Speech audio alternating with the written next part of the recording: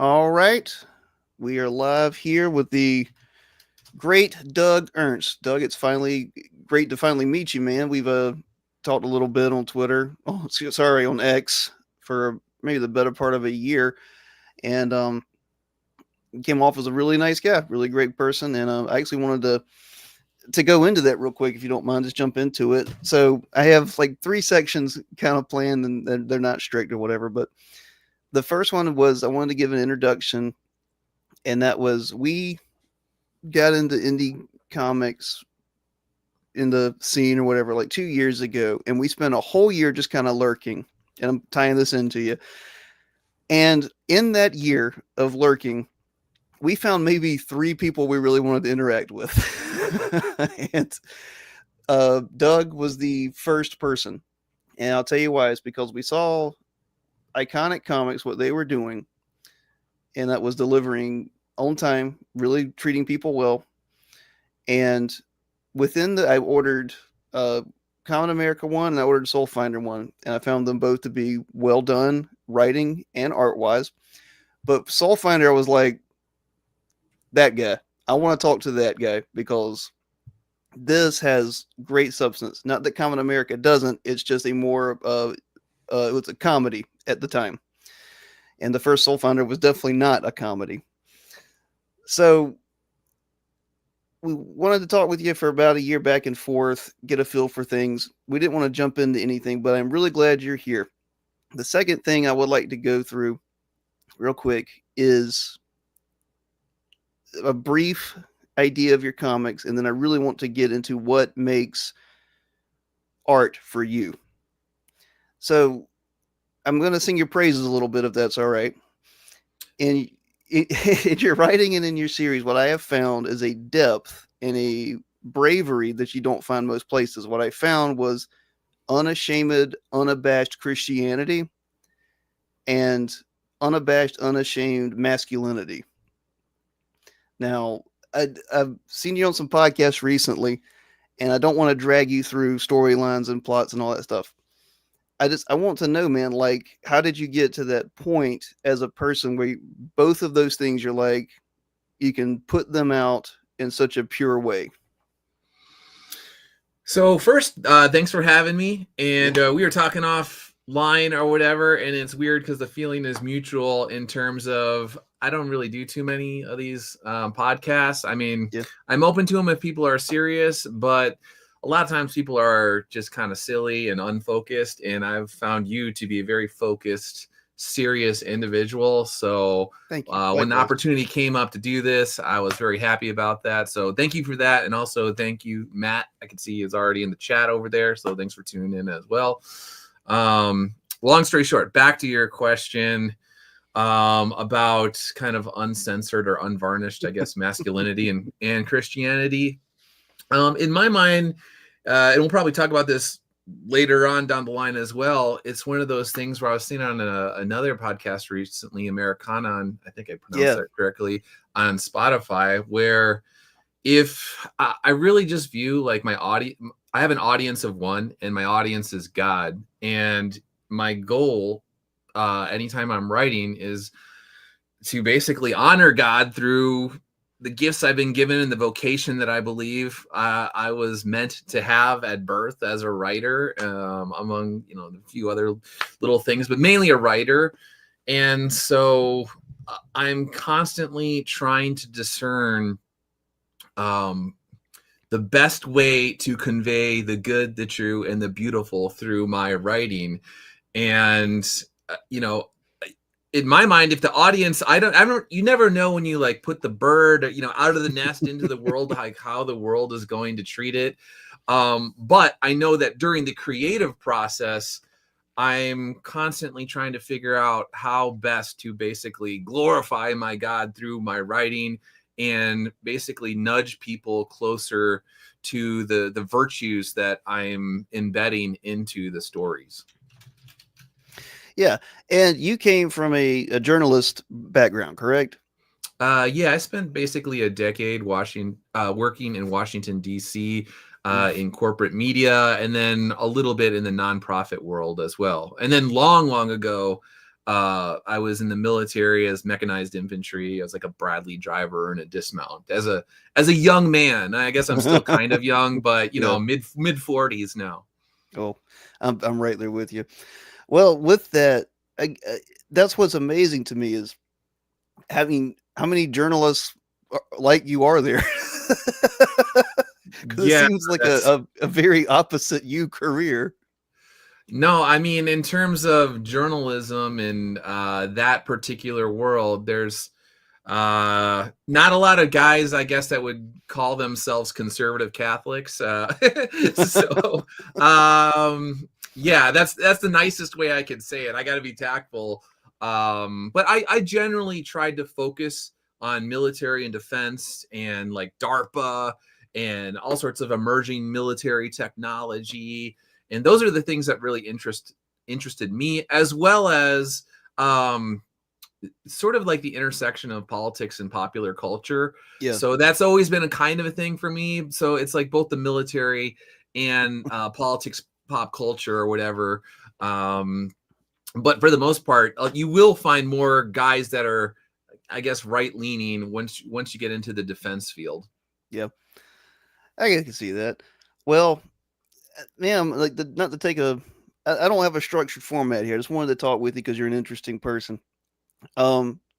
You and Bishop Fulton are the two people in the past 5 years that revealed Catholicism to me in a way that I could understand. Hmm. And I'm going somewhere with it. And it's because, and if I start rambling, just tell me to shut up. That's fine.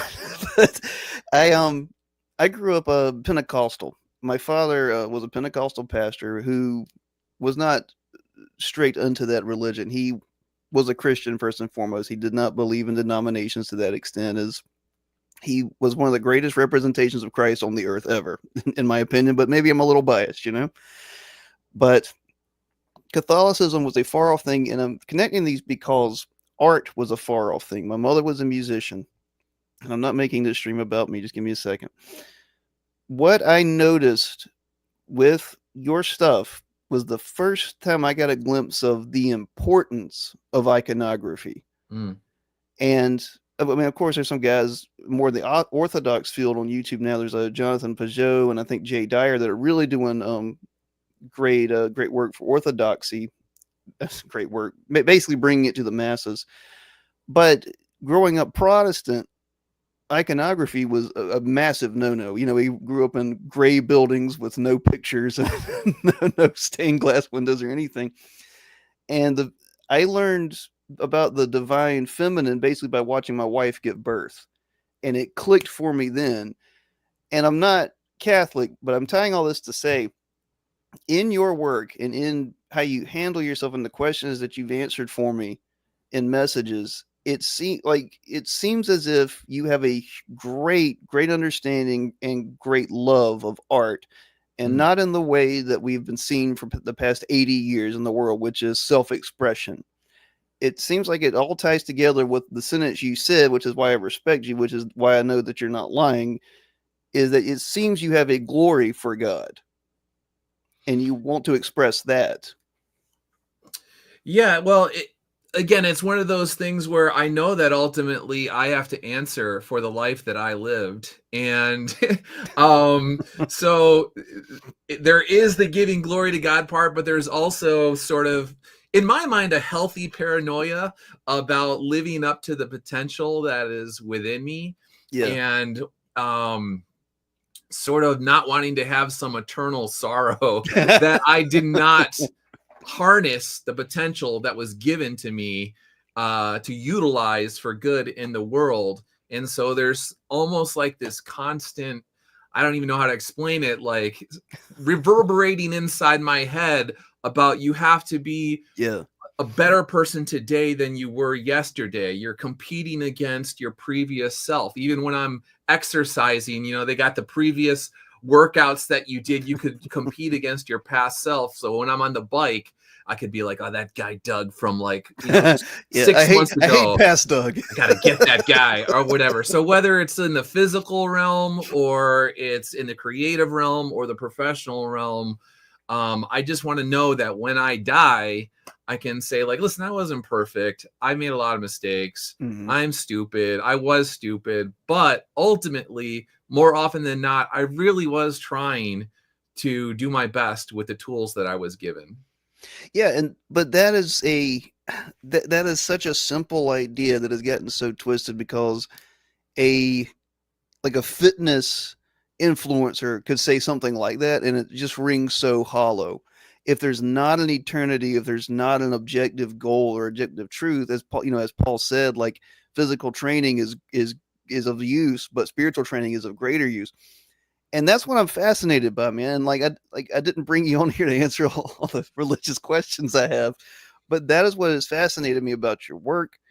And basically, and I hate to keep bringing it back to this, but this is what I told Josh is like, man, I was like, there's a lot of Catholics that are just pumping out great art.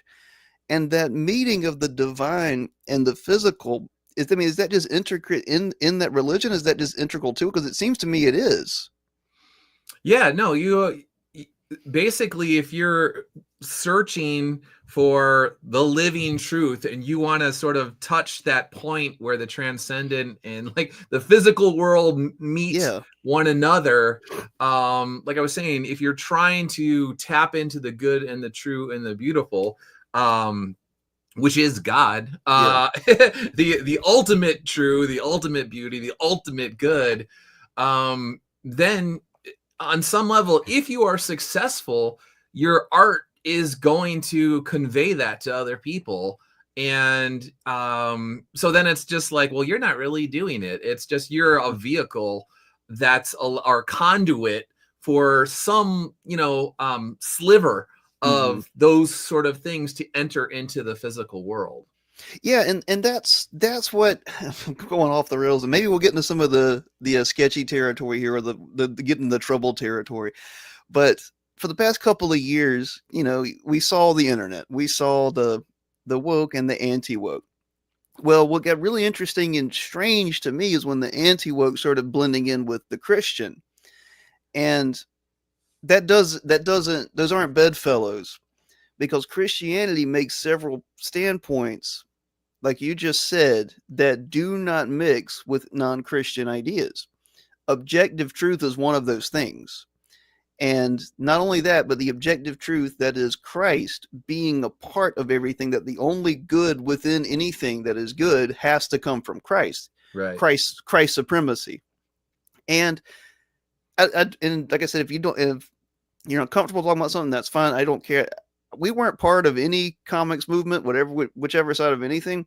But Mhm. what bored us about them was the lack of divinity, the lack of objective truth, and quite frankly, the lack of creativity.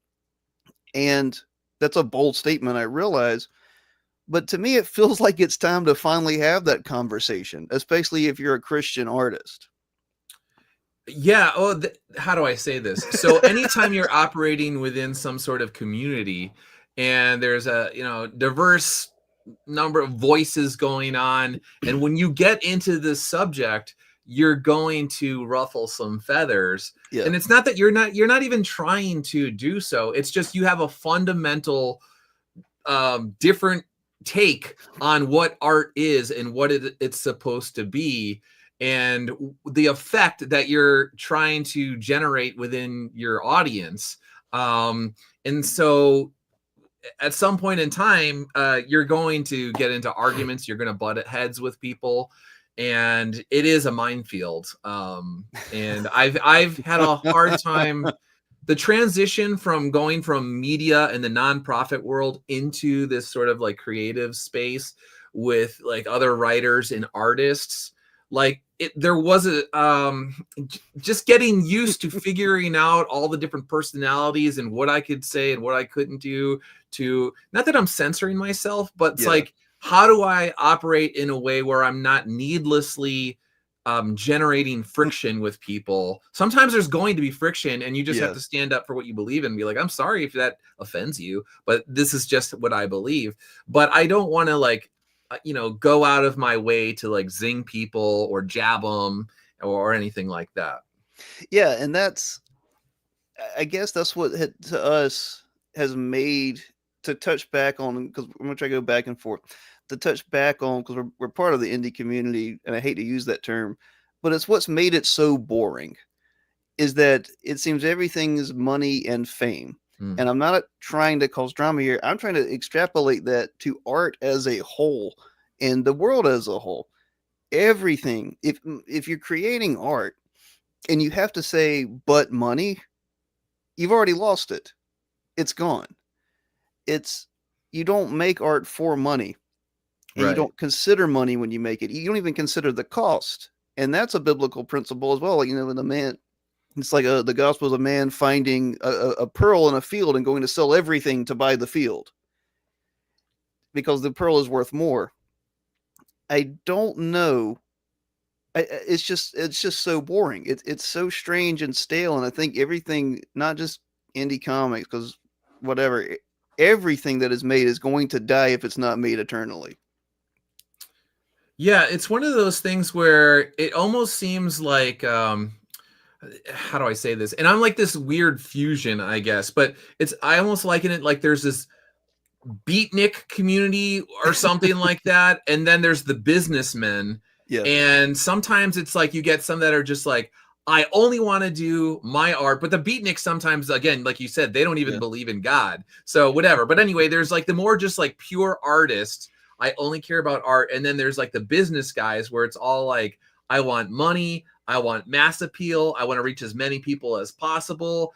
And in my mind, I'm like, how do I find a principled way yeah, to reach as many people as possible and make it financially viable while also making sure that I'm true to the artistic vision that Soul Finder needs to be, and not like selling out or whatever you want to call it. And that is something that, again, you're constantly trying to balance and figure out. But ultimately, I do agree with you where it's just like, if I felt like someone was trying to compromise my principles hmm, in terms of Soul Finder and art and writing, then be like, no, well, just forget it. I would rather just lose money and get the vision that I want yeah. than sacrifice, the heart and soul of Soul Finder just to make a buck. Yeah, and that's, of course, that's, I think it comes in late, and this is what we found fascinating, and I think everyone should find fascinating, whether you like it or not, about Iconic was its blend of business savvy and art. And it seems to me the way we tried to do things, it seems like you have to just focus one step at a time. Like when you're working on art, you focus on art. When you're working on business, you focus on business. Right. And that's not a dichotomy. That is just that's a layer of how you do things. It's a formulation of how you think. When you're building a car, like, okay, we think about the engine before we think about paint. You can Mm-hmm. think about paint, it can be fun. You don't paint the engine. Right. Yeah.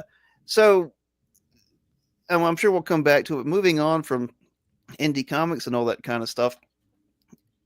Art art as a divine nature, as a divine idea, is something that it fascinates me, and I don't see any other way. And again, this is a Christian perspective. When I say divine, I just mean beyond the material.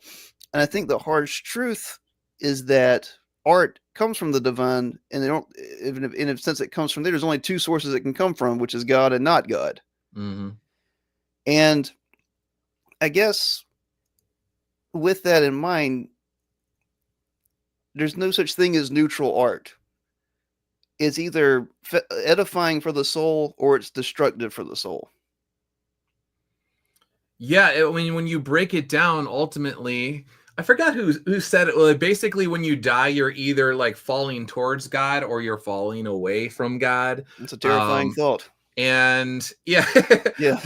but it's one of those things where, yeah, ultimately, that's another thing that sort of, again, I keep going back to my own paranoia or whatever you want to call it, where it's like, what am I doing to the reader of Yeah. this book when I give it to them? Am I corrupting them in some way? Am I, Hmm. by however many degrees, am I nudging them towards God or away from God?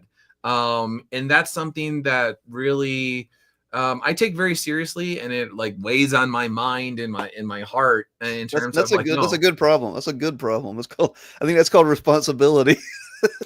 Yeah, no, I think there's a lot of, okay, this gets into the conversation where you're gonna like ruffle feathers. Like, Yeah, go I know for it. how much work goes into these books.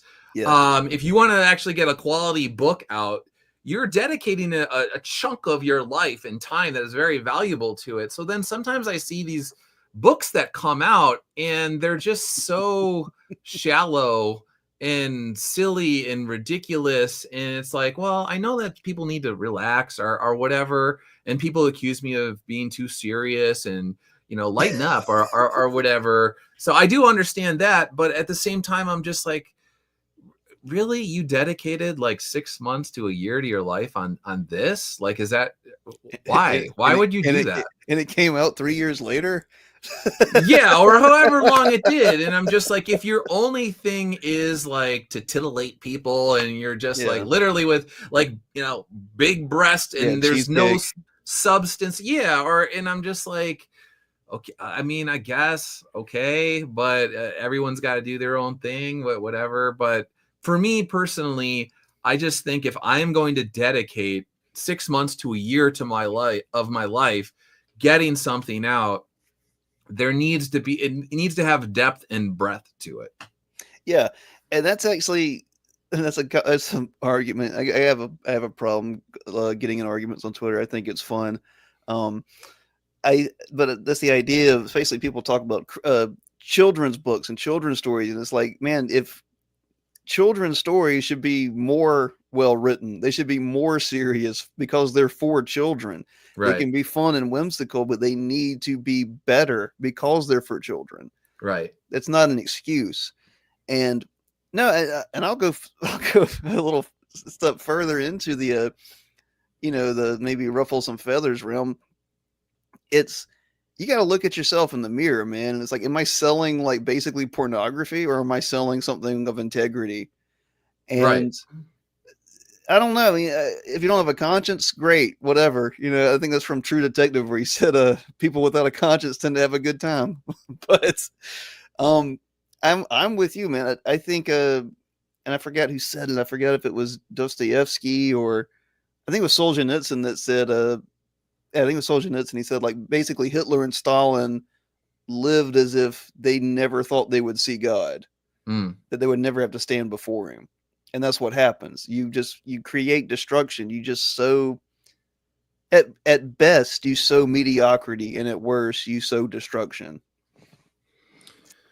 Yeah, no, it's like I said, operating in the indie comic space, these are conversations that I typically don't have, and I tried to years ago, and it usually backfires. So these days I'm very careful about who I talk to about things, and if it's in like private conversations, I almost never have them anymore, Yeah. because you're just like, you really can't have these conversations because somebody, even if you're talking in a broad general sense, will take offense to it and be like, he's talking about me. And you're just like, can I just make like a broad brushstroke sort of thing? Like, I don't know. So Yeah. it's been very tough for me to figure out how to voice concerns I have about the creative landscape without getting into all this sort of like bizarro fights. Well, can I'm going to ask a very direct question. And again, if you don't want to answer, that's fine. But does the indie community even matter? Because it seems to me like a lot of guys, like, it seems like you guys, especially at Iconic, you yourself and Mark and Tim and other members have escaped the velocity of it. Does it matter anymore? No is the short answer. But even saying that will get clipped. I love it. Yeah, so even that alone will like anger people. Yeah. So in my mind, and again, there has been people publicly and privately got mad at this. It was like, I care about Soul Finder readers. I care about Iconic comic readers. I really don't I care, but I don't care about other creators, because they have their own vested interest. They have their books. I only have limited time in a day. And I'm sorry, maybe if I was more intelligent, I could have more time to focus on other people.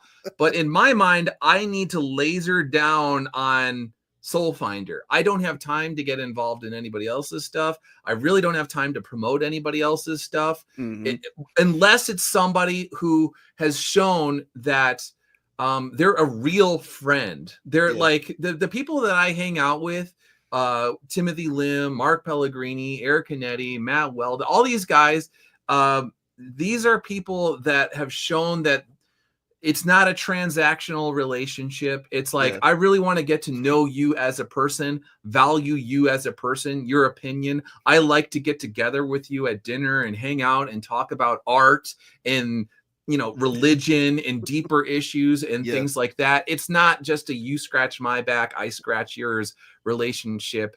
I don't like those sorts of things. I understand Yeah. we live in the real world and some relationships are a bit transactional to some extent, or there's people in your life that are more acquaintances and whatever and Yeah. whatever. But the people that I really want to hang out with and I really want to spend time with are people that I believe they just want to get to know me as a person, and they know that I want to get to know them as a person. And it's not just about trading favors and things like that. Oh no, and I can imagine we probably couldn't have had more different past lives, which I think is awesome and hilarious, because I can imagine that the journalistic space of Washington D.C. is probably very much like that. Um, Very vicious. I mean, I grew up, Josh and I, more in like the punk scene, and like we went to church, but we're always musicians, and this is the year we spent basically just watching the indie comics community. We were like, oh my god, I didn't know any community could be more like degenerate and like and toxic than the music community, because in music you'd play a gig and get stabbed by the same guy that pays you that night. Right. But you know what, he doesn't share your DMs. Yeah, no, in my mind, in the world that I came from, I mean, and I thought DC was bad with Yeah. like ladder climber type Hmm. people and all that sort of stuff. And then in indie comics, somebody can say one day that they, essentially you're the greatest guy in the world, and flip like a switch and suddenly you're the devil, or Yeah. and it's just like the weirdest sort of thing. So over time I've just been like, my circle of individuals that I Hmm. speak to keeps getting smaller and smaller and smaller. And then it's just like, I got my back up against Tim's and Mark's, Yeah. and it was like, all right, it's just us doing our thing because we know we can trust each other. But everybody else, they are loose cannons and unpredictable, and it's just like, I can't deal with that. I need some sort of I already have a wife, man. Come on. consistency here, something along those lines. It's like Doug's like, you guys got a lot of energy for people who can't run a mile. Yeah, I don't know. I guess I have a optimism about the future of art, and it's not just because the election was great yesterday. That's part of it, but I think this is what it's going to take. I think it's going to take. I think the separating the wheat from the chaff is going to take work, and it's going to take the consistency of people who love what they do and have a greater purpose for it. You can't get 5, 6, 7, 8, 9, 10 volumes into something without having a love for it. We've Right. seen that. We've seen people who were professionals that crash out after like maybe 80 pages produced in like 6 years. Like, that's not the Sistine Chapel, man.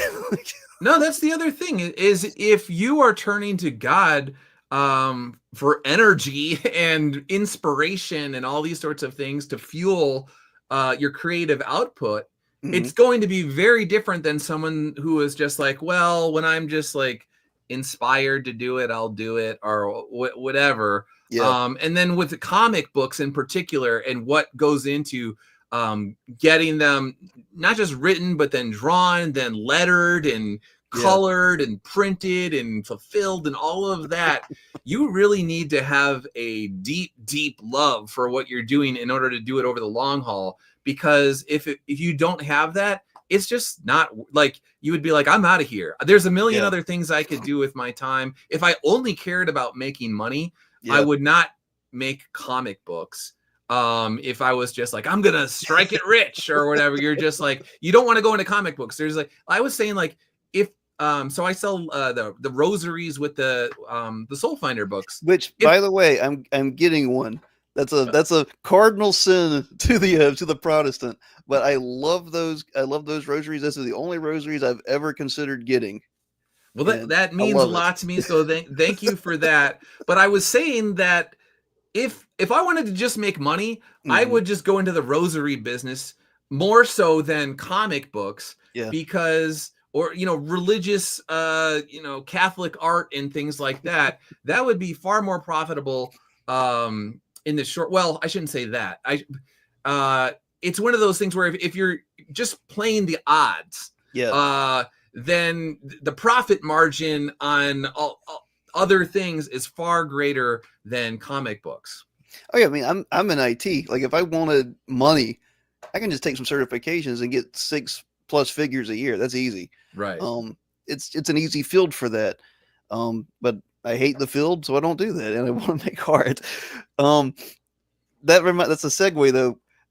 And I'm surprised people haven't brought this up to you, man. Like, how bizarre is it that your rosaries are getting into the highest places of like power? Like, that's a weird feeling, I imagine. Though that's another spiritual discussion if you like, because Love to, yeah. I look at it like, what are the chances that this guy would start this indie comic called Soul Finder and create these, be like, you know what, I'm going to sell rosaries in addition to my books, which actually raised eyebrows initially, because they're like, wait, you're not just doing like baseball cards, you're not doing whatever, Yeah, like pinup baseball art or cards. whatever it is. And I'm like, no, I'm going to do rosaries. So it's like, people are like, okay. So then you do that. And then within a very short amount of time, suddenly Tucker Carlson, Alex Jones, Russell and Brand. Russell Brand are all on like at live events with like With your little rosary. arenas filled with people like holding your rosary up and all this sort of stuff. And that's something where that would get into prayer and think. So a lot of times when you're trying to talk to people about God and why you believe in God, it's so personal, like the experiences that I know what I prayed for. Yeah. So I know when my prayers are answered in the affirmative, and God has essentially said, like, yes, this is in line with my will. And so therefore, this is a good thing for you, or whatever. So, and I can't prove that God exists by saying, listen, I was saying these specific prayers, and suddenly 3 very influential people with large bully pulpits in terms of politics during an election year were holding up my rosary, and suddenly rosary orders were like, we kept selling out over and over again. And I had to keep going back to our collaborator, Rugged Rosary, to be like, I need more. Can you get more? When can you get more? We just sold out. And hey guys, we have an awesome problem. We're selling out. Yeah, like, what are the chances of that happen? There's lots of people that make rosaries. There's lots of people that make indie comics. And so what are the odds that would happen to me? Like, they're astronomical. Yeah, it's insane. I just saw it on my timeline. I'm like, Jack Pazopiak, like, what Pazopiak is like showing Soul Finder? This is so weird. Like, it's like it showed up on my Twitter feed like back to back, and I was like, what happened to Doug? What is this weird universe that just happened? And it's even stranger because after you leave like the DC network circle of individuals, again, getting back to shallow people, ladder climbers or whatever, the second that you can't do anything for them, you're dead to them. Yeah. They will unfollow you. They will never talk to you again. They want nothing to do with you because you're not writing articles for the Washington Times. You're not going on radio stations that are across, nationally syndicated radio programs talking politics anymore. So they're like, who is this guy? Now he's just this loser who does this, comic book, or that's in their mind. They're just like, I don't care about him. He's not even in DC anymore. He's in Reno. Like, why do I care about that guy? So the second that the second that I left the Heritage Foundation, there were people that cut me off because now that you're not part of Heritage anymore. Then I left the newspaper. Then those people were like, you can't do anything for me. I don't want anything to do with you. You're dead to me. So so I left all those people to do comics, but then weirdly actually ended up having more influence by leaving that space and doing the religious stuff and like walking away from them. So there's all these things where you're like, what are the chances that would happen? Especially since I know what I prayed about and what happened in a very, very, very short amount of time. Yeah, it's just wild. And it was just fun on the opposite end of watching it, because I was like talking to you about it, and you're like, man, I'm just as surprised as you that this happens. Like, what a weird situation. But with that, man, it's basically, there's something about it when the divine enters the world. And that's something I think that there's two sides of it that are sick in our world. And most people on this side just shut it out completely. And it's a materialist, consumerist, mammon view of things. And I think many people, even Christians, are materialists and they don't realize it, especially when politics comes around. And the other side is the pursuing of the divine and the spiritual in the wrong means, which is, more of the hippie, what you kind of mentioned earlier, beatnik side of things, the guys who would like go into the woods and take ayahuasca or whatever, or smoke all the weed in the world. And they're both these extremes, and the problem is they're separating from each other, and instead of finding the perfect alignment in Christ. And that's the whole thing with Christ, is the meeting of the divine and the physical, and they're both important.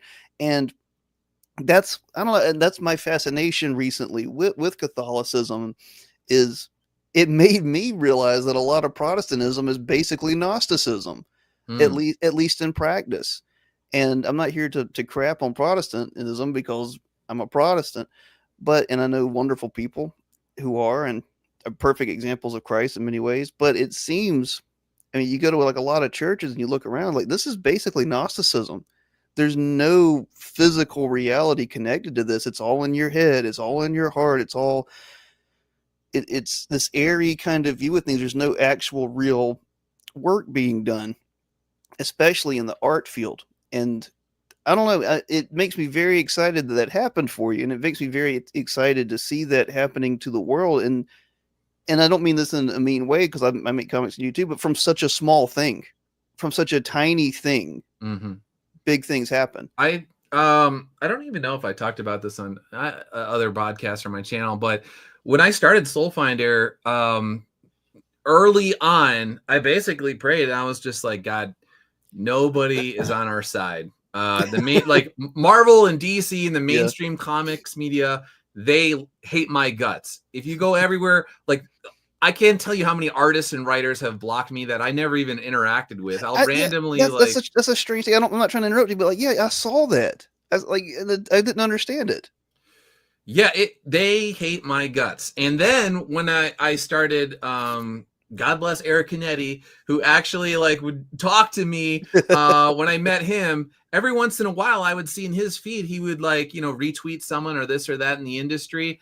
And I would find new people that had blocked me that I had never interacted with.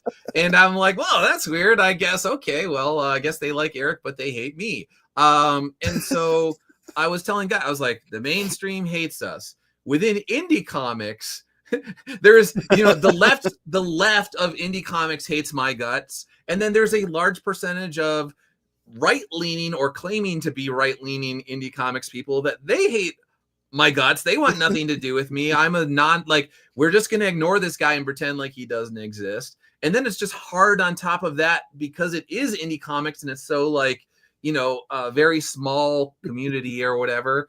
And what Tim and I and Mark were trying to do with Iconic Comics, and like, it's all like huge risk. And you're just like, the only way that this is going to succeed, it's going to reach people, is I need you to help, God. I need you to do it for me, because I know it's going to fail otherwise. And so to see where it's gone in a short amount of time,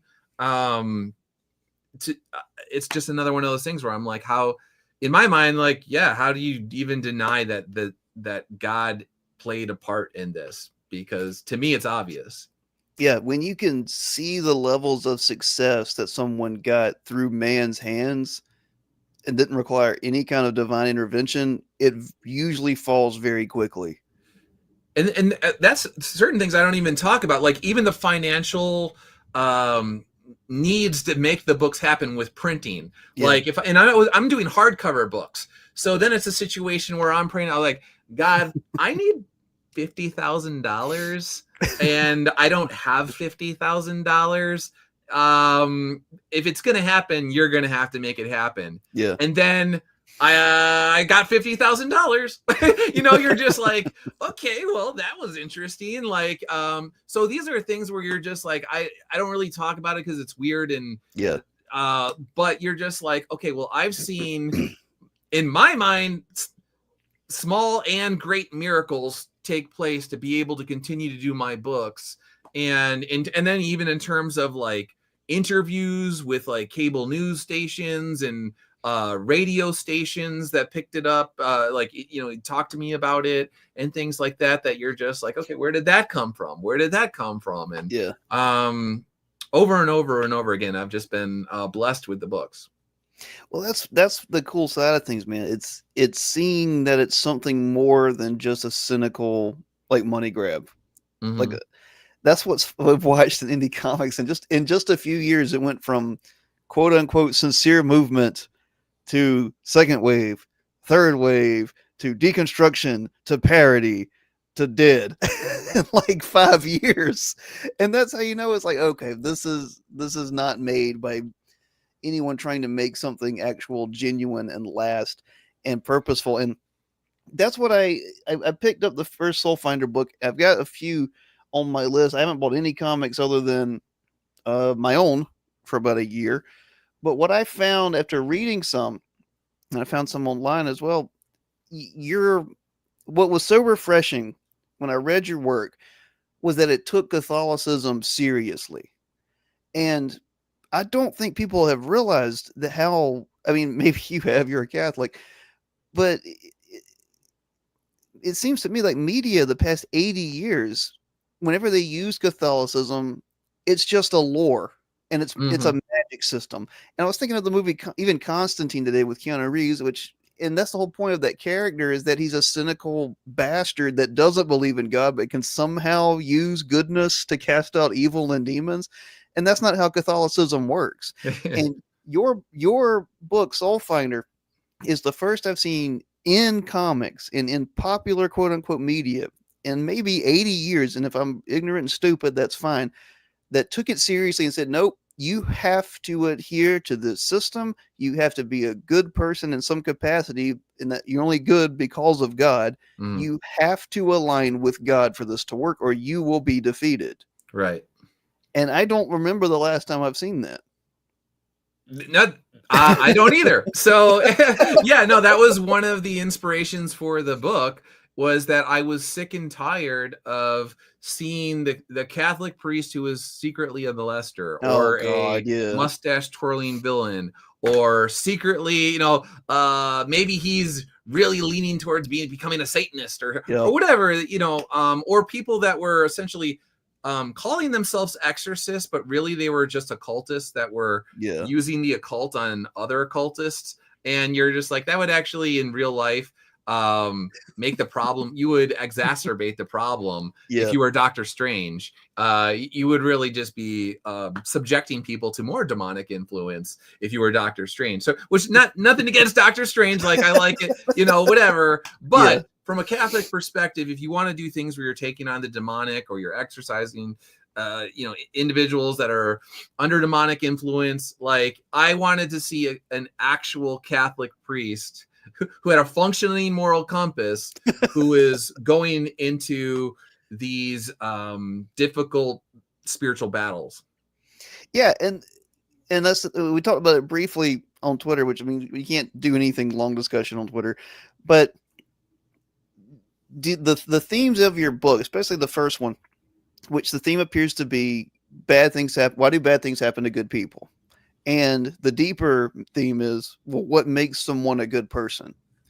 And you answer those questions.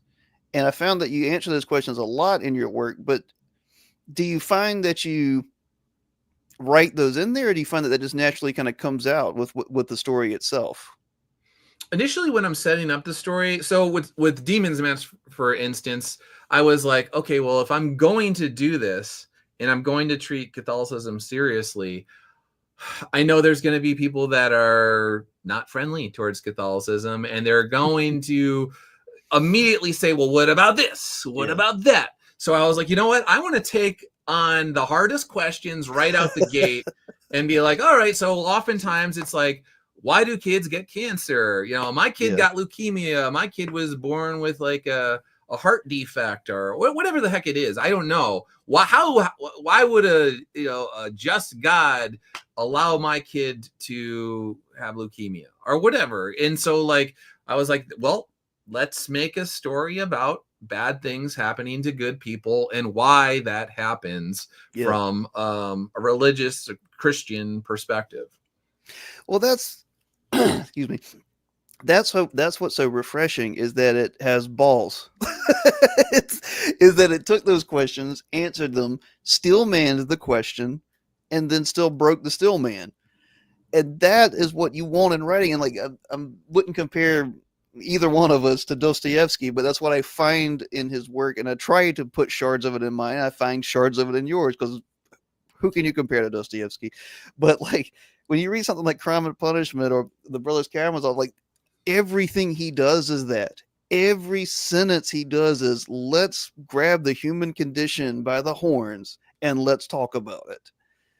And Right. And yeah, that is something where those are the stories that I want, where even if yeah, I'm taking on involving an ideology or a worldview or whatever that I particularly don't adhere to, I don't agree with, I want to make sure I treat the other side with respect. And like you said, you want to steel man the other person's argument and you want to have a vigorous debate. That's what you yeah, want to have.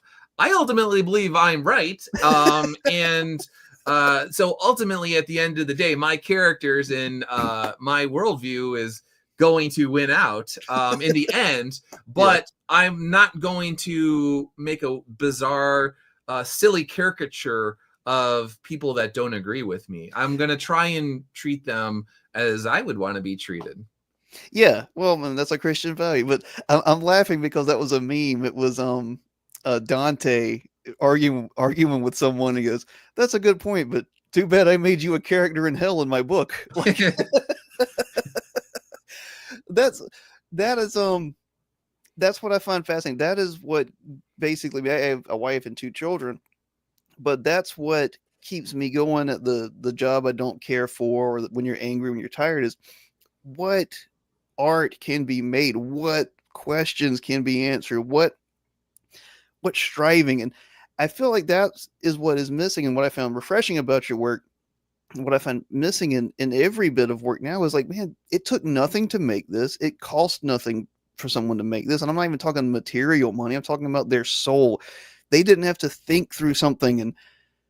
And loving or hating, Jordan Peterson articulated that well when he was discussing oh, I forgot who it was. Maybe it was Jung. But he's like, you can tell from his writing, he has a question and he's working to answer it as he writes, as opposed to someone like Ayn Rand, who actually I'm a fan of, who had an ideology she wanted to convey and just wrote it out. Mm.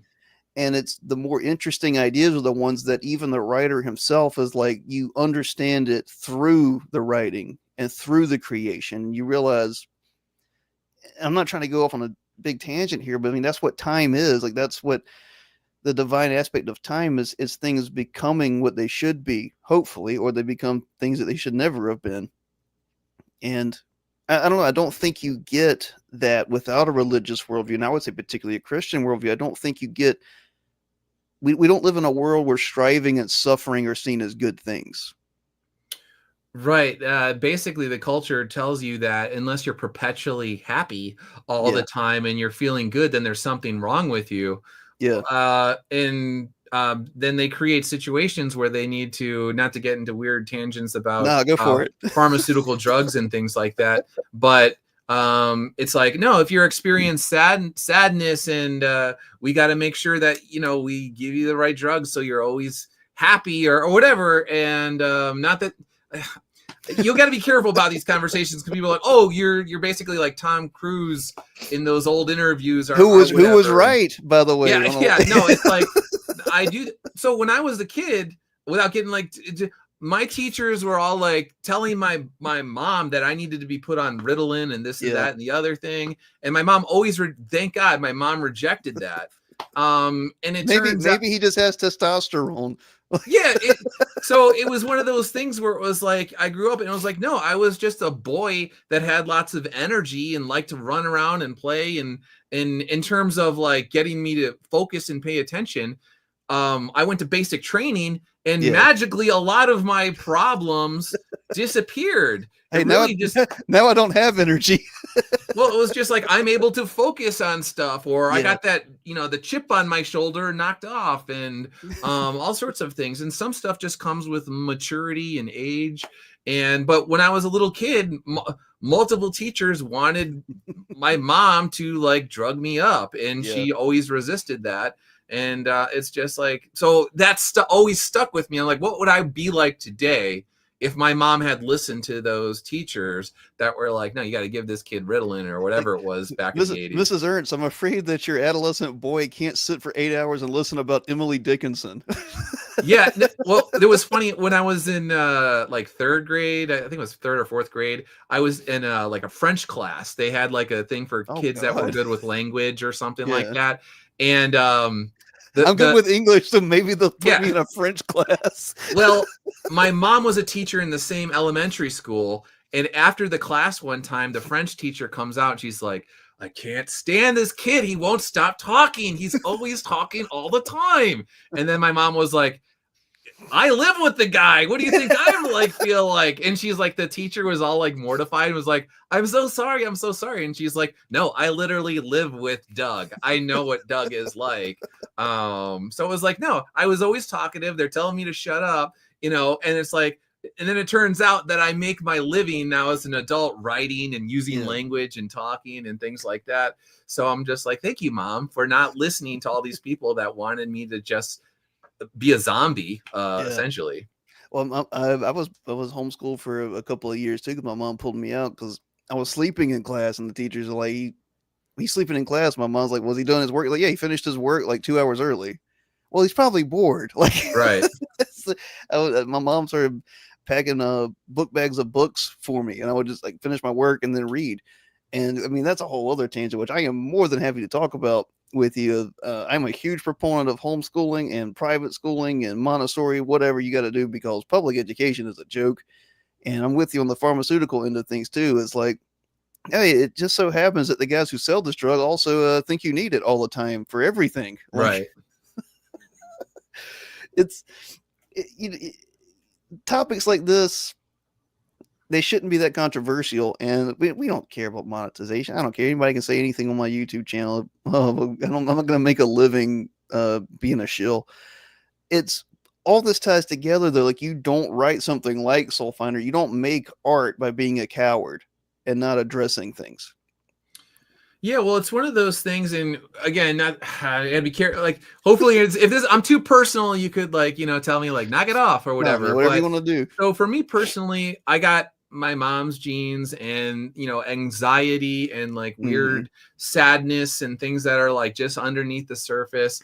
And my wife was talking to me about it one time and was like, well, did you ever think of like possibly, you know, whatever, you know, going to a doctor to see if they could prescribe you? And I was like, no, because I wouldn't be the person that I am today if I didn't like really dive deep into my own feelings and who I was as a person, and trying to understand sadness or feelings of sadness. And if something in my mind makes me have more empathy for other human beings, and it's seen as a defect by the society, but in my mind it's helping me to better understand myself and humanity. Why would I try and like mute who I am by taking drugs or something along those lines? Yeah, and no, that's a good use of the word mute, because hey, some people have crippling problems. I get it. Medication can be good or bad. I found when I was on anti-anxiety medicine and I was only on it for 90 days, I found that yeah, I could work at my job better, but it felt like I was here before as a person and now I'm here. Right. It muting is a great effect. It was like putting headphones on, like on your soul. And like I said, I completely Hey, I've had mental illness in my family. My brother committed suicide a couple of years ago, and like just he was also mixing his medication with alcohol, so there's all kinds of different things with it. But I understand someone needing to rein in Right. the mind and the body, but I do think that a lot of people try to medicate rather than face or solve a problem. And I think that goes back to our culture. Our culture does not accept death, does not accept pain, does not accept suffering, does not accept patience. I mean, I say that while I get mad waiting in line to get my donut. So I don't want to talk, but there was a time there was a thing called virtue, and it basically meant doing things you don't like all the time, and you don't see it anymore. Yeah, in my mind, how do I say this? It used to be that people would really think long and hard about whether I need to go to a doctor for this or that or the Yeah. other thing. And when to me, when the knee jerk is opinion or answer is to immediately. So here's another one. When I worked in Washington, D.C., and I was in the nonprofit world, that's one of those things where you're basically on call 24 hours a day for my old job, and they Yeah. don't even pay you that well. And then the cost of living in DC is crazy. So I was like burning the candle at both ends. And at some point in time, I basically started having these like bizarre heart palpitations. I would be at my desk and just out of nowhere, just like burst out crying for like no Yeah. apparent reason. I didn't know what was going on. And I was like, what is going on? And I had all these coworkers that were very nice people. They meant well. They're like, listen, I know a doctor. They're Mm-hmm. going to give you. Oh, I kept going to people and they were like, I know a doctor. And I was Yeah. like, is everybody in this building on drugs? Like, what is going on? I was like, I don't want to take drugs. And I'm Yeah. like, no. So I was like, okay, I need to find another job. And so I went to the newspaper. Immediately, all of my symptoms overnight Yeah. went away. I didn't have any heart palpitations. I wasn't like randomly just sitting there and just bursting out of tears for no apparent reason and not understanding why it was happening.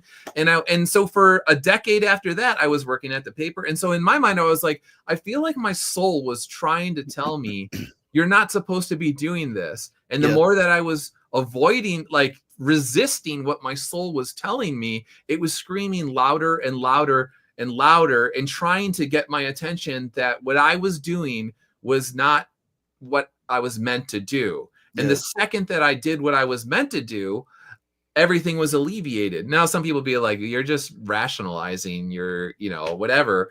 But I look at that's another instance where I'm like, everybody, even though I know they cared for me and they wanted the best for me, but everyone was immediately pushing pills on me. Yeah.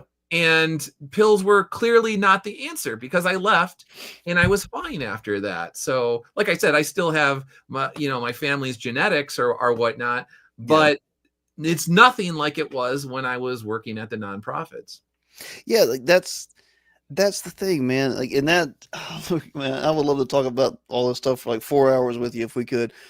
Um, I mean, my God, you think about the school system and you think about like the work system, and it's like, man, Pink Floyd nailed it with that "Another Brick in the Wall" video, where like it's just that conveyor belt in a still like room, and there's nothing, and then it's a meat grinder at the end.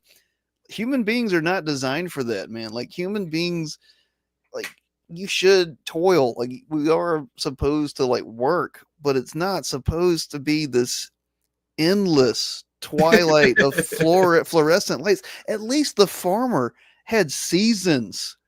Like, you I know was what I literally mean? sleeping in the office. Like, Yeah, my friend was like, "Dude, I remember when you were sleeping under your desk at the office because you had to like get all the intern applications done before the deadline, and there was just like a never-ending stream of these." These kids from Yale and yeah, Harvard and all over the country sending it, and I had to go through all of them. And it was like, yeah, you're literally, what am I going to do? I could either take the metro home, and it's going to take like forever to get home, and yeah. then I have to get up early the next morning, or I can just sleep in the office and knock it out in overnight or whatever. But over time, that starts to wear you down. Hmm. And in DC, there's so many ideologues where it's Yeah. like it's you got to do it for Hmm. the party, or Yeah. whatever you want to like talk about it. And I The was just like, candidate. yeah, no, like, this is weird. This is not what life is. You're supposed to be able to enjoy time with your wife and your family, and you should be able to, on the weekend, go out to eat with your family and not have to worry about your phone blowing up and Hmm. people asking you ridiculous questions at like I don't know, like midnight, and it's totally unnecessary. But if you don't get back to them, then they get all mad at you. So I was like, I got to get out of this. This place is crazy. Well, but I'm laughing because what a mid '90s like comedy sentence of, "Hey Doug, you've got to get the intern applications done by the deadline." Like, Right. what a pointless sentence. Like, in the grand scheme, like, Right. what a stupid sentence to be like. Yeah, that warrants my time and my body. The intern applications by the deadline. It was a strange time. There was a lot of good things about it. I liked it, but then it was just like, no, this is Yeah, absolute insanity. I am not on call 24 hours a day for no, people. no, like that's, believe me, working in IT, especially MSP. We do on call. We're technically everywhere you go with MSP. You're technically like a 24-hour business, 375 or 365, not 375, maybe 375 now. But like, because it's all of you are the remedy for other corporations when Right. they go down. If you don't fix them, they lose money. And it's like I've had to tell. I mean, I'll be in a place for a while, a couple of years, and be like, I don't answer my phone after 5 o'clock. I don't care. You can either have a guy who works for you 40 hours a week that can solve problems, or you can not have a guy at all that works for you. You can have 0 hours a week. Right. But what you're not gonna get is after hours all the time while I'm with my kids and family. And that is, I don't know, what a bizarre, bizarre, bizarre world to think that. I mean, I don't know. I don't know how people do it. I guess maybe they're 20 years old and they don't have a family. Maybe I could have done it then, but no company cares about you, man. Money does not care about you. Your family will, believe me. Like, I don't know who all has lost parents, but even as a child, you get that at the end of your life, at the end of Yeah, their it's one life. of Yeah. those things where it's like you're on your deathbed, and there's never been anyone that was like, if only I had, done one more intern application, as opposed to like, if only I had given my wife, Yeah. another kiss, or Hmm. another night out together, the two of us, or something along those lines. Yeah. And again, like, I know we're talking a dichotomy to some people. It's like, work is wonderful and great, and family life is wonderful and great. But here's the thing: it was not until like this century, not the 21st, the 20th, that those were seen as two different things. Work was family work, no matter what you did, and your family was also your work. And if you had a son, you trained him to be an apprentice for what you did. And if he died, the mom sent him to go train under some other boy. And I'm not talking about going back to being a serf, but I do think, especially as Christians, like, there's something to strive for of work that involves your family somehow. That Mm-hmm. separation should not exist. That, I don't know. I mean, I don't know. I guess we have a whole generation of kids, like ourselves included. You look at your dad, like, you didn't want. It doesn't make sense to not see your dad for 40 hours, and then what he does doesn't matter to you at all. Right. And that disconnect happens, and that's how you get the Simpsons. And I love the Simpsons as a joke, and a huge fan of them. I actually bonded on Twitter with Mark over them because that dude knows the Simpsons. But you don't go from Father Knows Best, Leave It to Beaver to The Simpsons by accident. Right. That is a culture in decline. And I don't know, man. And like, you can't keep making art that does that. Like, art, I get it from a historic and sociological view. People will say art reflects the culture.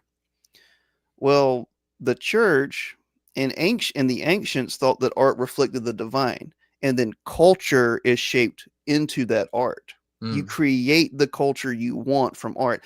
And, to touch on the politics here for the past 5, 6 years on YouTube, and there's that, I forget who it was. I don't know if it was Steve Bannon, who it was, that old uh, politics is downstream from culture. That quote, I'm sure you've heard it. Hmm. Well, what is culture downstream from? Culture is downstream from the divine and from religion and from art. If you really want to change culture and therefore change politics, you got to know what your religion is. Everyone has one, and that's what ideology is. Most people just don't know they have a religion. And you can't make art down the stream. You have to make it at the top of the stream to go down. Yeah, no, that's what I was talking about a little bit on my stream yesterday. Was Yeah. there are some people that they have denied God, and but they still filled that vacuum with something else, and Yeah. oftentimes their personal politics or the state or whatever becomes their de facto God. And so that's why you see these people oftentimes melting down because the person that they didn't vote for was elected. And it's like, because I was talking about it with my wife and some friends. I was like, over the years, I didn't like, I'm not an Obama guy. I didn't vote for Biden. Yeah. I'm a conservative guy, whatever. But when they were elected, I wasn't melting down and Yeah. screaming and tearing my beard out. And you see these people on TikTok and Instagram and all this, and they're just like going crazy. And you're just like, well, I think it's because you made politics your God, and Yeah. it feels like your God died to you, and that's why you're going mad. Because That's why you're cutting yourself before a ball. yeah, they're shaving their head and Yeah. doing all sorts of things, and I was like, what? If you are actually like, if you actually believed in God, you'd be like, okay, well, God permitted this to happen for a reason. Yeah. So we're just gonna go forward and trust in Jesus. I trust in you. Yeah, and that's another thing I would like to get if we like I said, I love that. I'd love to talk with you for hours about it, but I know that the Russian Orthodox Church is really big on that theology, which I believe is true. Is they accept they wholeheartedly accept the good and the bad comes from God. They Mhm. don't question, like, their theology does not question it. It's no, good and bad comes from God. You don't ask why. And that's a biblical perspective, I believe. And I know I know I've seen Catholic theologians and scholars on YouTube. They don't like the term biblical. That's my Protestant background. That's not a church perspective, I should say. But, um, that's the thing is if you don't have that kind of base, I mean, then you're literally rendering your clothes and pulling out your beard and cutting yourself because your God didn't give you rain Right. instead of worshiping the God in the drought, much Hmm. like was it Elijah? Um, yeah, but then again, I consider that a materialist view. I think even if someone has a religion and that religion is based on their material means, that's a materialist God. And I mean, I could be wrong, but that's what I'm saying. Yeah, no, like I was saying, they're always going to fill the vacuum with something. So it could be politics, it could be sex, it could be material goods. You see a lot of these celebrities, with the Jay Leno. I don't know Jay Yeah, Leno, but Jerry Seinfeld. Those they have airline hangars filled with collector cars, yeah, and even after they have 350 classic cars, they need 351. And it's you're like, and then sometimes you see their show. Like I saw Jerry Seinfeld live, and yeah, he's a funny guy, but there's a part of me that I'm like, I feel like oftentimes I don't think he's a happy person. yeah. I when I listen to him, I'm like, I don't think he's happy. And then I'm just like, and he has all those cars and he has all the money, and I listen to him, and he just sounds like a guy who's just, I don't know. But anyway, so like, yeah, the point is, people will make gods out of whatever if they deny God. Yeah, and it's unbelievably sad. And I don't know what else to do as a Christian artist. And that term used to be considered cringe because, the world has beat it down. But I don't know what else to do other than you have to boldly make something that's true and good and beautiful to take your main point, your main thesis of this discussion, and you have to boldly put it in places that basically reject it, that don't want it. And I had this thought. We were at a horror con. Well, I was. Josh couldn't make it in South Carolina, and we didn't really sell anything because no one was there for comic books. But I was there, and you're surrounded by pentagrams. You're surrounded by devil horns, and all that stuff. And that stuff doesn't bother me. But all I could think is like, man, people want something. They want the divine. They want the mysterious. They want the esoteric. Like the only places you see people dedicating that much of their time, especially in like the costume department and the role playing, and that's worship, is at like conventions. When you go to a convention, you're like, this looks like how a temple would have looked Mm. 500 years ago. And not only that, I met a kid there named Brody. I think he's like 21, brilliant guy. And he picked up Apollyon, our first book. He flipped through it and he immediately got some of the themes. He wanted to talk. He wanted to talk the occult. He wanted to talk the esoteric. He wanted to talk Gnosticism. He's into that stuff. Thank you, Doug. I appreciate that. And Shameless plug. yeah, I've got Soul Finder over here. I can grab it. Cool. And he but we taught. He stood at my booth and we talked for like an hour or two, and we became friends. And we talk every Friday now. And he's actually writing stuff for us. And he said something because he's not a Christian, but he asked like, "What do you believe?" And I said, "I'm a Christian." He was like, "There's no way." He was like, "There's no way you're a Christian because we can discuss these things." And this isn't tooting my own horn, but he was like, "You're the first Christian I've ever been able to discuss this stuff with. You don't seem afraid of it or disgusted by it." And it's like, well, man, I believe Christ is the origin of all things. If anything exists, it comes from him, which means it's subject to him. And not everything is good. Satan is not good. Evil is not good. But ideas, anything good and true, has to come from him. So you need to be able to discuss these things and enter into darkness unafraid. Mm-hmm. And I'm sorry I'm on a tangent, but I felt that in your work. And more importantly, Doug, I felt that in like how you discuss everything as a person. And that's why I wanted to talk with you. So I don't know where else we're going to get that kind of mentality other than from spurring other Christian artists on. Yeah, no, that's one of the things that is really cool to me and inspiring when there are people that read the books and they're like, you know what, I had a character and I was like on the fence whether I should be more forward with my own faith or not. And I saw it in your books and I was like, you know what, I'm going for it. My character is gonna be a Christian, and it's not gonna be like a hidden sort of nebulous faith sort of thing. I'm just going to literally make them Catholic or whatever denomination, Protestant, whatever. And so I feel like those are things where by degrees, again, you're planting seeds in the culture, and who knows, there's some kid out there, maybe he's like 12 years old now and his dad gave him Soul Finder, or they'll find it on the shelf, or they'll find your book on the shelf and read it, and they'll grow up to be a writer, and it will influence them in ways that we never even anticipated. And I'll be dead, but there's a part of what I, imparted through Soul Finder will live on. Well, I don't know what else you can do if you don't have that view. If you don't have the view of an objective truth that this thing, Christ, has superiority over all ideas, has superiority over everything. Christianity is, and this is, and what's funny is you said this in your interview with Americanan. I don't know how to pronounce it, but wonderful interviewer he was. You mentioned it briefly, and it's funny because I used this term with Josh maybe 2 days ago before I listened to it, and it's that Christianity is subversive, Mm.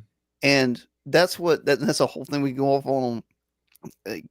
Communism and Marxism is subversive as well because it is a religion. But that's the thing is Christianity started under the boot of Caesar, and it overturned it, and that's what it does. It is the gall, the hubris to get swallowed by Leviathan and blow him up from the inside. Like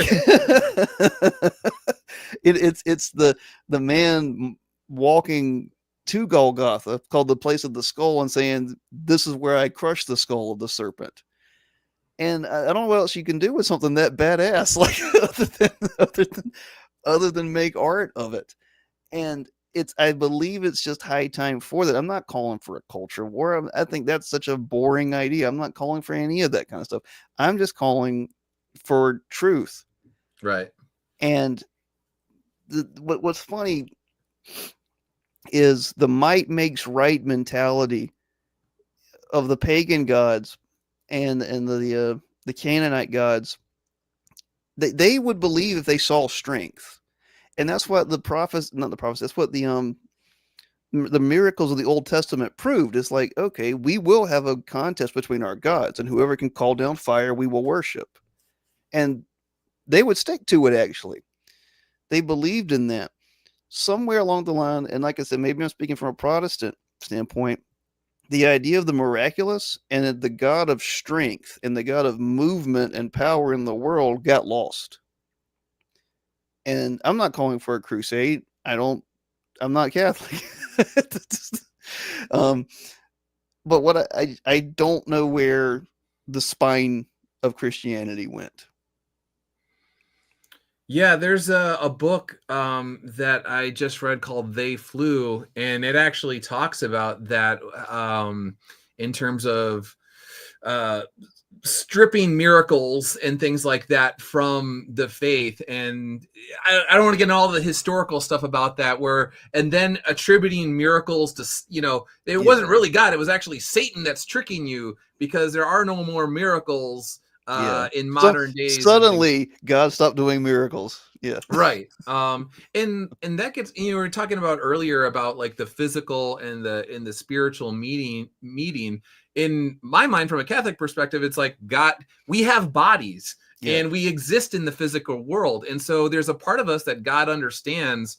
You need to be able to like touch tangible things. And so from a Catholic perspective, the sacraments and sacramentals like that, God understands that through the physical world, like we need both. You need to have, prayer and matters of the heart and things like that. But because we are physical beings and the body is a good thing, you can also come into contact with God through the physical. Yeah, and that's a revolutionary idea. From all of human history, no God can claim to have come in the physical form. Even when it was Zeus, supposedly he usually came as like an animal, and it was only for sex.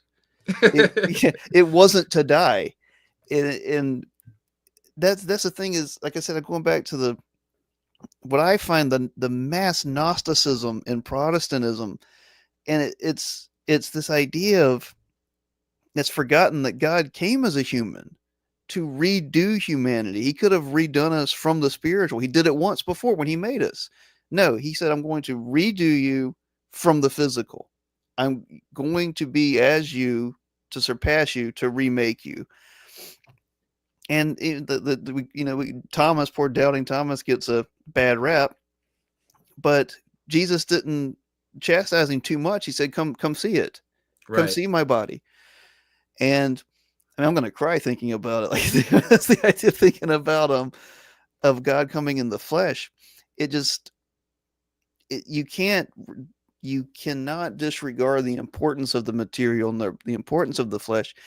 And that's what I found. And to get a little personal, I was praying the other day and and I understood the point of the rosary. It's like, yeah, like at least even just holding something, anything, that's important.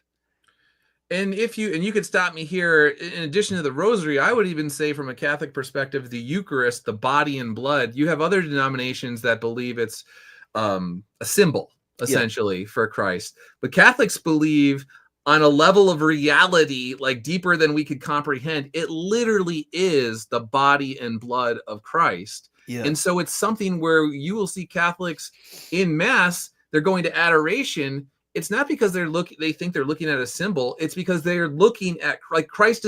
He is always around us because he's God and he's Christ. But also, you can literally go to a church and Christ is physically present with you yeah, there, and physically you can touch him and put in like be nourished by him.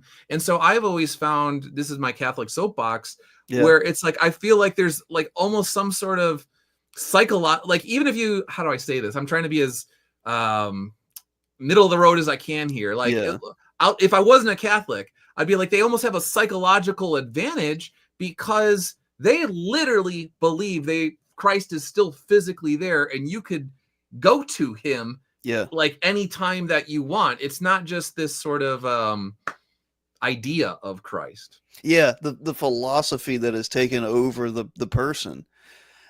And I have a theory, like to get off topic. I'm stuttering a lot, but I'm trying to formulate kind of a lecture or a what's the word I'm looking for, an essay of sorts about the body of Christ, because it seems that is so important, and that is something I think Catholics have gotten correct, because the body of Christ in the Bible bore our sins. We are called the body of Christ. We are part of it. It drank of the cup of God's wrath, and that it went in, through that the wrath goes through him, and then we see the cup of wrath again in Revelation when he pours it out on those who aren't in his body. And it seemed to me more than ever that, yeah, the body is important. If you are part of that body that's already had the wrath, you're not part of the one that it gets poured on later. Right. And it was just an amazing idea. And like, I don't even know, I don't know if I could ever convert to Catholicism. Like, but the more I look at it, and again, I'll say this: it's not to pat you on the back, man, but through you and Bishop Fulton, because I've found you both at the same time. It was like it had like what I call the the Jordan Peterson effect, to bring him up again, where because there was an article about him when he came out, and people were like, why can't you just understand what the man's saying? Why Mm-hmm. can't you sit down? That's been Catholicism my whole life from a Protestant view, is like no one could understand what they were saying.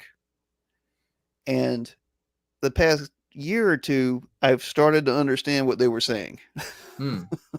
I hope. I may not. No, we can't completely understand it, of course, but it's a beautiful thing that I think the world needs right now. If I had to pick one, and this is sad coming from a Pentecostal Protestant, if I had to pick one religion I think the world needed right now, it'd probably be Catholicism. Yeah, well, I mean, how do I say this? Again, this is me being biased, Yeah, but when the occult, they go and they're stealing the Eucharist and things like that, like they're going to the Catholic Church. Why are yeah, the Satanists not like the, how do I say it? You can't just be a jokey Satanist. Like some of yeah, them are inadvertently tools of the devil, but like yeah, the real actual occultists and Satanists, they're going to Catholic churches and they're trying to steal the Eucharist there. They're not going to other places. It's a black mass. Why is it a yeah, black mass? It's because Satan knows who his enemy is. And yeah, from a Catholic perspective, it's like, yeah, because we're his enemy. Like he knows. Or something along those lines. yeah. No, that's there are certain qualms I have, but hey, here, what I'm willing to say is that as a Catholic may not understand that Protestants have 40 different types of beliefs. A Protestant myself may not understand that there are varying schools of thought within Catholicism. I've heard some people believe that Catholics believe that Latin is like basically a divine language, magical language. I don't know if I can get behind that. I don't think Jesus spoke Latin, but then again, at the same time, I look at all the things. I believe they've got confession, great, because I don't ever remember confession from a Protestant church. That's a biblical virtue. Patriarchy is a biblical virtue. You won't find that anymore in the Protestant church.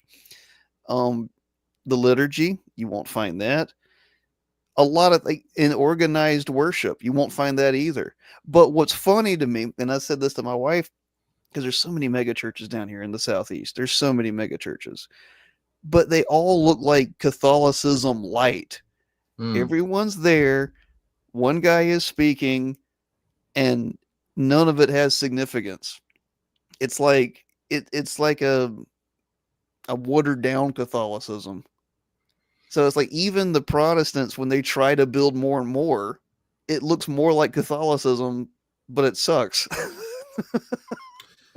Yeah, I mean that's a dicey situation for me, but it's one of those things where, again, from a Catholic perspective, when you're going to mass, even if the priest is not the greatest with his homilies and maybe he's just not that articulate, it's like you're Yeah. not going for the priest. Yeah. You're going for the sacrifice of the mass, the representation of the sacrifice of Christ on the cross, and so it in my mind, I'm an outsider, so I don't know the other, but sometimes it Yeah. feels like other denominations, they're going for the musical band or something like that, or it's a charismatic speaker who's just like really, yeah, he's very inspiring or he's good with his words or whatever. And you can correct me if I'm wrong. And I'm just like, but that's not the point of I don't know. I feel like sometimes like when I see things on YouTube or whatever, I'm just like, I feel like it's not Christ centered. I feel like it's entertainment centered or something along those lines. No, I feel the same way. I mean, I'm a musician, and I feel the same way. I think, and like I said, my father was a Pentecostal minister and was probably the greatest example of Christ of any person I've ever met.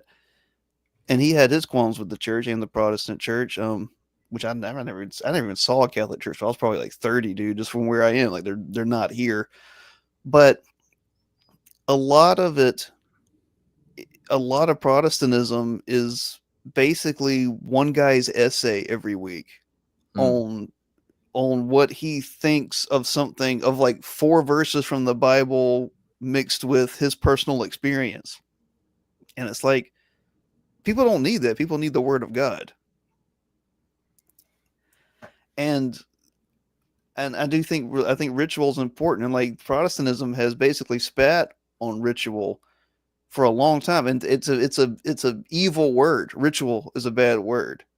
And religion's a bad word in Protestantism. And like that's that stupid saying, it's not a religion, it's a relationship. And it's like, the religion, and I think it was Bishop Fulton that said this. Where like, correct me if I'm wrong, I forget who said it, but he said like religion is like your love of God. It's like marriage to your wife. You do what that person requests of you, and how you get to know them through that. Like you can't have a relationship without the religion. Yeah, that was something. So for years, I lived with a bunch of Baptist guys, and I'm sorry. when I was like a zoo animal, like a curious zoo animal to them, because I was the lone Catholic guy in the house. Very nice people. When I was in the Army, a lot of Baptists, a lot of evangelicals there, and that was something that it felt to me that you just had this constant splintering of like, someone could call themselves Baptist, this guy over here and this guy, and they actually had kind of like points of view that were rather far apart, but they both were like Baptists. And then, but Catholics, even though they fight over certain things, ultimately there are like, it's rules to the ball game or whatever. And you can say it's similar to the military, where it's like, actually, regulation 11005 says this, so you are wrong. And sometimes, like when Catholics argue, it'll be like, well, the Pope was going off about this and that and the other thing. And you can be like, well, The catechism says this. He can say whatever he wants, but this is what the catechism is, and it's been that way for Yeah. essentially 2,000 years or whatever, roughly, whatever. So I've always liked that there's a definitive answer, and if it was going to change, there's a very specific process. By just like a constitutional amendment, Yeah. the Catholic Church has a very specific process in which if it's going to change, it'll happen, it'll be official. And then there's like a rule book. And so when I was a young man, that was something that looking at other denominations, I was like, I feel like there's just like everybody's making up their own rules to the ball game here, but they all say they're all on the same team. And I didn't quite get it. And then even now talking to you about this, I'm like, I'm sorry if I'm being unfair, but this You're is fine. like my take on it. No, if I didn't want to discuss it in this lens, I wouldn't have brought you on as a guest to discuss it in that lens. I want to learn that kind of because I find the more I learn about Catholicism, I don't 100% agree. And there's two things with that. Either I need to change my heart because it's true, or I need to research more and get closer to God and figure out what is true. Those are the two choices for every man when it comes to truth. Either you change or you haven't found the truth yet, because truth doesn't change. And I ask because I respect your work, and I mostly respect your personality, especially in this indie community and in this whatever we're doing with YouTube. And I think what we're doing could have repercussions outside of the small indie community. And that's the thing, is I think it's way more important to focus on what is true rather than what is immediate and what is profitable. And I agree with you. I do think the business side of things are important, because how you handle business is as much a sign of worship as how you handle art. And you don't want to be a fool in either one, but you don't want to exploit people. Well, and kind of going back to our earlier conversation, in my mind, the people that are not viewing things through a religious lens, like I was talking about the rosary getting into Tucker Carlson's hands and this and that, if you put it into God's hands and you actually are doing His will, focusing on truth could actually cause your project to grow far more than if you were only focusing on, I need to make money on this. And can I interrupt you just for a second, because I feel that a lot. I don't mean to interrupt you, man. That's the one thing that you just said that I really love about what you're doing and what I see through this. And that is a mentality of optimism, of things can be done, because especially for Protestant lens, especially a Southern Protestant lens, everything is so fatalistic, so pessimistic. And maybe it comes from losing the Civil War. Maybe it comes from, I don't know, maybe it comes from a lot of things. Maybe it comes from being Irish and being beaten down. But I didn't mean to interrupt you, man, but what you just said hit me like a truck. Like it I don't know, optimism and basically a marching forward can happen. Yeah, I think some people, when they take God out of the equation, because they think that they're chasing after the dollar or whatever it is, I'm just like, actually, in a weird way, if you actually are concerned about money, and you put your faith in God, and if God wants it to reach a large number of people, He wants this tree to have luscious branches all over the place or whatever, like He's going to be the one to do that. So He's the soil that you need to, plant your creative seeds in. It's far much more like fertile than whatever the heck that your plans are. Your plans, you think they're great, but God's plans for you are always going to be far exceed your imagination.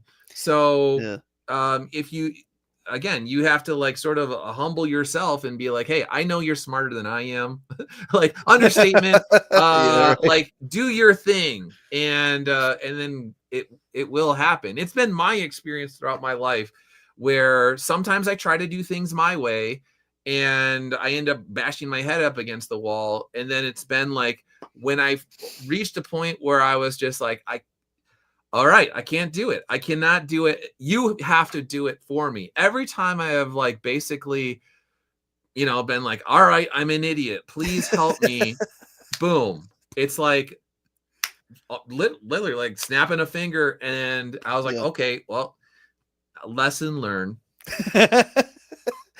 No, that's an important thing to learn is that you're not so smart and you're not so and most importantly you're not so good and I don't and that's the thing is like especially when you have kids you see a lot of God where you're like especially you spend a lot of time with them and you're like honey if you'll just relax I can fix it or if you'll let go of X I can give you A through Z.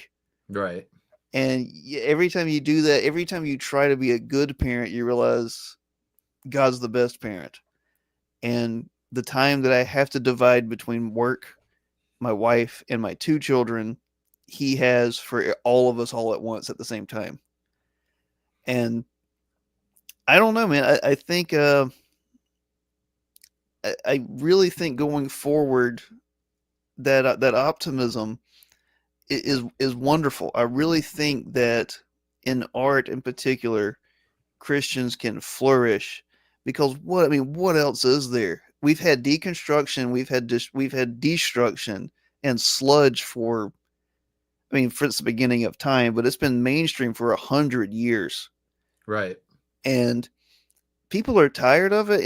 But the problem is, people are tired of it, and they don't know how to make it better. They don't know how to do anything other than that, and it's going to take an ideal, and it's going to take purity, and it's going to take God Himself.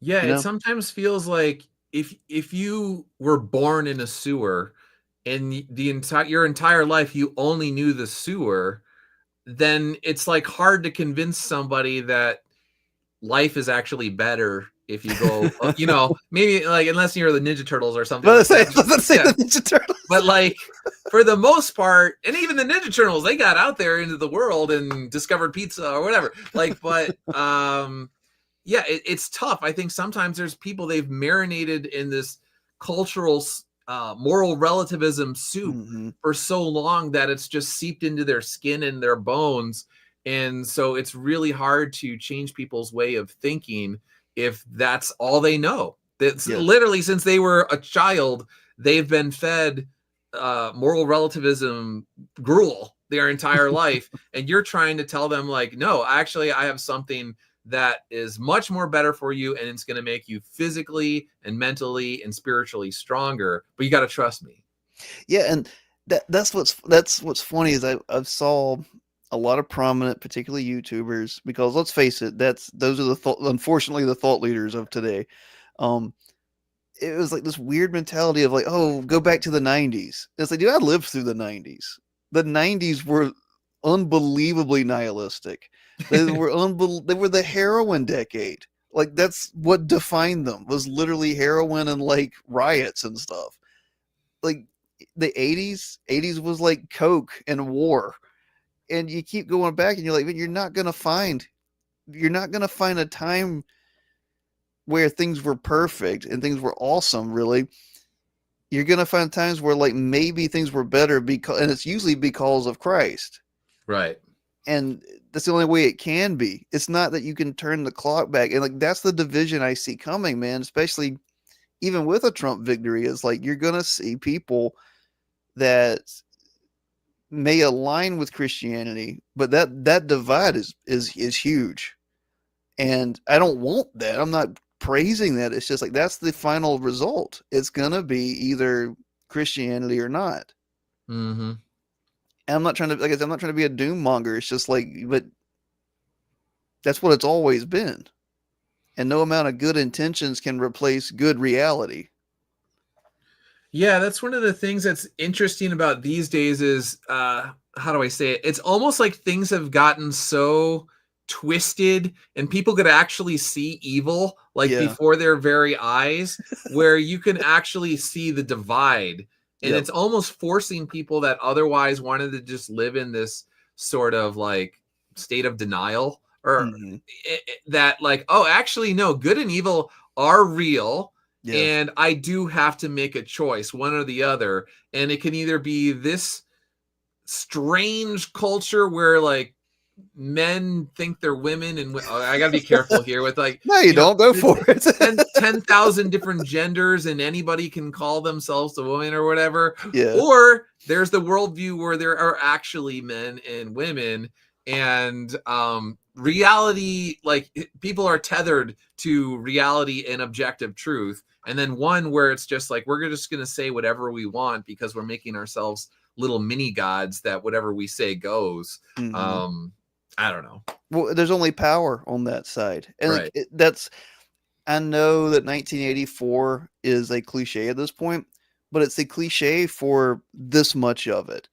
It's because most people, I think, haven't read till the end, and you have to read that ending that with O'Brien. You have to read it like 17 times. That's how wonderful Orwell was and got it, because Orwell laid out all of this in Mm-hmm. those chapters brilliantly, where O'Brien beats it into Winston's head that there is only power.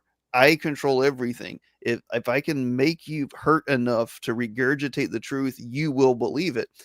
And I say all that to say, I'm sure you might be more familiar with this than I am, and I forgot it was a book called The Anti-Humans, not the new one coming out. It was about I don't know if they were Orthodox or Catholics that were tortured in a a Eastern European country by the communists, and the communists did it to break their faith, to destroy. They could not. I'm pretty sure it was Catholicism. They could not break Catholicism in that country, so they got several young men. It's like a biblical story. They got like several young men that were upstanding pillars of the community, and they put them through hell for like a year or two, and it was just vicious, just the worst torture you can imagine.